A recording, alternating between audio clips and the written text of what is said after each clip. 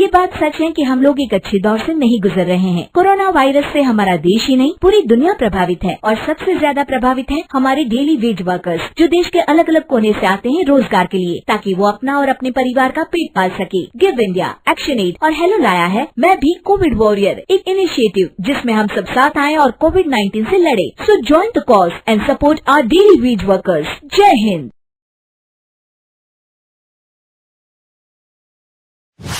रजनी को बचपन से ही पेंटिंग का बहुत शौक था। वो हमेशा से ही पेंटर बनना चाहती थी, पर उसके माँ और पिताजी ने उसको कभी भी इस चीज के लिए सपोर्ट नहीं किया और उसकी शादी नीरव से हो गई। नीरव रजनी को बहुत प्यार करता था, पर रजनी हमेशा चुपचाप ही रहती। वो इस शादी से खुश नहीं थी। वो ये शादी नहीं करना चाहती थी। उसे तो हमेशा से पेंटर जो बनना था। अपने इस सपने को वो नहीं पूरा कर पाई, इसलिए वो हमेशा उदास रहती थी। रजनी, बहुत ही बढ़िया फिल्म लगी है, कल देखने चले? नहीं जी, कल मुझे बहुत काम है, मैं नहीं जा पाऊंगी। अच्छा तो कोई बात नहीं, संडे को चलते हैं। देखिए, मुझे फिल्म देखना पसंद नहीं है। आपको जाना है तो चले जाइए। नीरव को मना करके रजनी वहां से चली जाती है और अपने बैग को खोलकर उसमें बंद पड़े ब्रश और कलर्स को देखकर रोने लगती है। रजनी, चलो ना कहीं बाहर खाने चलते हैं, कुछ तुम्हारी पसंद का। जी, मुझे नहीं जाना, मेरी तबीयत ठीक नहीं है। रजनी वहां से चली जाती है।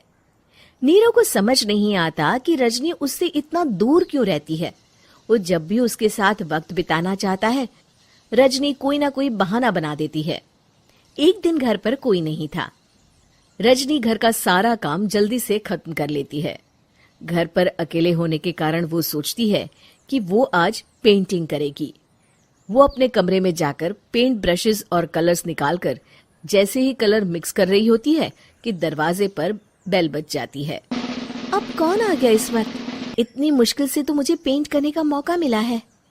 रजनी दरवाजा खोलती है तो उसकी सास अपनी सहेलियों के साथ खड़ी होती है और सब घर के अंदर आ जाते हैं। अरे बहू, सबको शरबत बनाकर पिला दे, बाहर तो बड़ी गर्मी है। उफ। जी। रजनी पेंट ना कर पाने से उदास हो जाती है।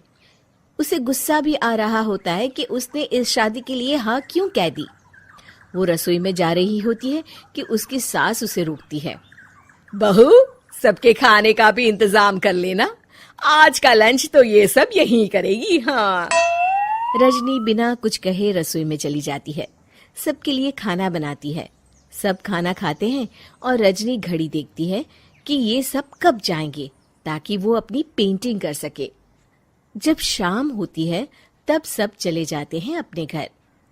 अरे बहू, सब तेरे खाने की तो बहुत तारीफ कर रहे थे, सबको बहुत अच्छा लगा खाना। आपको मुझे सुबह बताना चाहिए था ना कि आपकी सहेलियां आ रही हैं। पता भी है कितना वक्त लगा सारा खाना बनाने में। अरे बहू, तू ऐसे कैसे बात कर रही है मुझसे?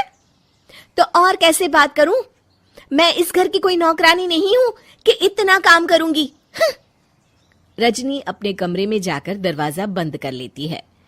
शाम को जब नीरव आता है तो उसकी माँ उसे पूरी घटना के बारे में बताती है। क्या रजनी ने आपसे इस तरह बात की माँ? हाँ, और पता नहीं उसे क्या हो गया है, शाम से बाहर भी नहीं आई है। मैंने तो कई बार आवाज दी, खाना भी नहीं खाया उसने। तू ही बात करके देख ले बेटा। नीरव अपने कमरे का दरवाजा खटखटाता है।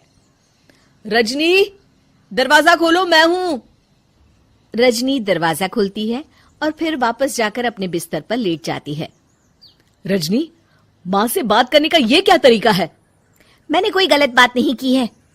अरे तुम क्यों ऐसे बर्ताव कर रही हो सबके साथ? क्या तुम इस शादी से खुश नहीं हो? रजनी कुछ नहीं बोलती। अरे बताओ मुझे रजनी, क्या ये शादी तुम्हारी मर्जी के खिलाफ हुई है? हाँ, मैं ये शादी कभी नहीं करना चाहती थी। तुमसे क्या, मैं किसी से भी शादी नहीं करना चाहती थी। रजनी रोने लगती है। चुप हो जाओ रजनी, बताओ मुझे, तुम क्यों नहीं करना चाहती थी शादी? रजनी बेड के नीचे से अपने पेंटिंग्स, कलर्स, ब्रश, पेपर्स निकालती है। इतने में उसकी सास भी कमरे में आ जाती है। ये देख रहे हो, ये थे मेरे सपने।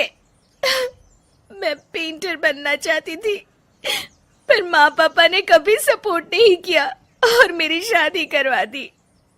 मेरे सारे सपने टूट गए। हर वक्त बस गुस्सा आता रहता है मुझे। मैं जानती हूँ कि आप लोगों की इसमें कोई गलती नहीं है, पर मैं क्या करूं, मुझे समझ में नहीं आता।